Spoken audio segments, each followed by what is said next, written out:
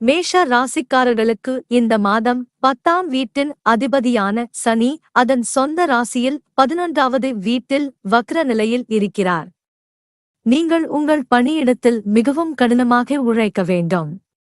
புதிய திட்டங்கள் உங்களுக்கு வழங்கப்படும், அதை நீங்கள் அதிக அர்ப்பணிப்புடன் முடிப்பீர்கள்.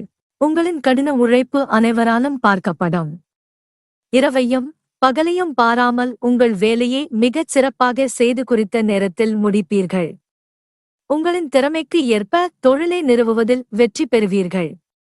பலர் உங்களுடன் சேர விரும்புவார்கள் மற்றும் சில புதிய நபர்களுடன் தொடர்பை ஏற்படுத்துவீர்கள். உங்கள் வணிகத்தை முன்னேற்ற பாதையில் கொண்டு செல்ல முயற்சிப்பீர்கள். மாத தொடக்கத்தில் உங்கள் பிறந்த ஜாதகத்தின் 5ஆம் வீட்டில் புதன் மற்றும் சுக்கிரன் கிரகங்களின் இருப்பு உங்களை ஒரு நல்ல மாணவராக மாற்றும் மற்றும் உங்கள் மனம் அமைதியாகவும் தூய்மையாகவும் இருக்கும். அன்புடன் அனைத்தையும் புரிந்து கொண்டு மனப்பாடம் செய்து அதில் வெற்றி பெறுவீர்கள். 2ஆம் வீட்டிற்கு அதிபதியான சுக்கிரன் 5ஆம் வீட்டில் புதனுடன் நீடிப்பதால் குடும்ப வாழ்க்கையில் மகிழ்ச்சி நிலவும்.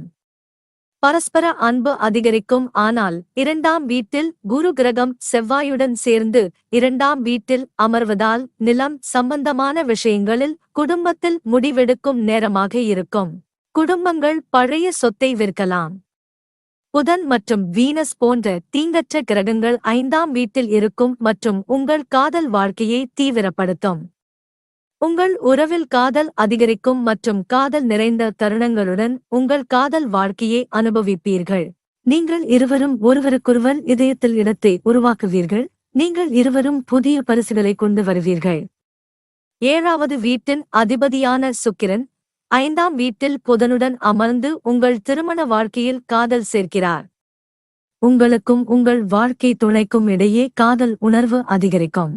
உங்கள் வாழ்க்கையில் சிறந்த கணவன் மனைவியாக முன்னேறுவீர்கள். சில பழைய பிரச்சனைகள் இன்னும் தொடர்ந்தால் அவை குறையும். இது உங்களுக்கிடையேயான தூரத்தை குறைக்கும் மற்றும் நீங்கள் மகிழ்ச்சியாக இருப்பீர்கள். குரு கிரகம் இந்த மாதம் முழுவதும் 6வது வீட்டில் இருப்பதால் நீங்கள் நல்ல விஷயங்களுக்கு செலவிட வேண்டியிருக்கும்.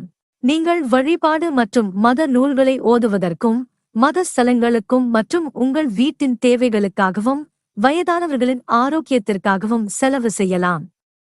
உங்கள் ஜாதகத்தின் 5வது வீட்டில் அமர்ந்திருக்கும் போது புதனும் சுக்கிரனும் 11வது வீட்டில் பார்வை இருக்கும். அங்கு இந்த மாதம் முழுவதும் வக்ர சனி இருக்கும்.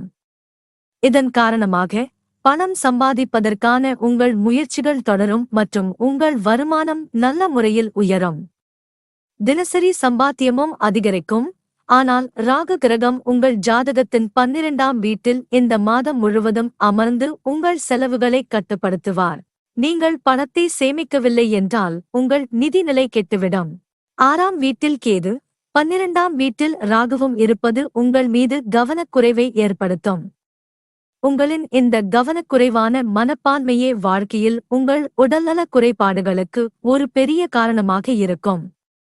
எனவே உங்கள் உடல்நலம் தொடர்பான பிரச்சனைகளில் நீங்கள் கவனம் செலுத்த வேண்டும்.